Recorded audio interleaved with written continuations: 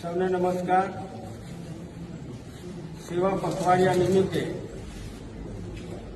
આજે છોટાઉદેપુર શહેર મંડળ દ્વારા સર્વ રોગ નિદાન કેમ્પનું આયોજન કરવામાં આવ્યું અને આ કેમ્પની અંદર આજે અત્યાર સુધીમાં બપોરના 1 વાગ્યા સુધીમાં લગભગ 85 કરતાં વધારે લાભાર્થીઓએ લાભ લીધો છે।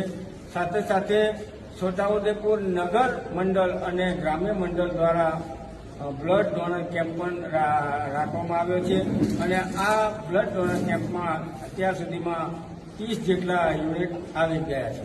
ત્યારે હું આ નગરના તમામ પદાધિકારીઓને ખૂબ ખૂબ શુભેચ્છા પાઠવું છું અને આ સેવા પખવાડિયાની અંદર માન્ય નરેન્દ્રભાઈ મોદી સાહેબના જન્મદિવસ એટલે કે 17મી સપ્ટેમ્બરથી 2 ઓક્ટોબર સુધીના જે કાર્યક્રમો છે એ અંતર્ગત આ કાર્યક્રમ કરવામાં આવ્યો છે। ત્યારે સૌને ખૂબ ખૂબ શુભેચ્છા।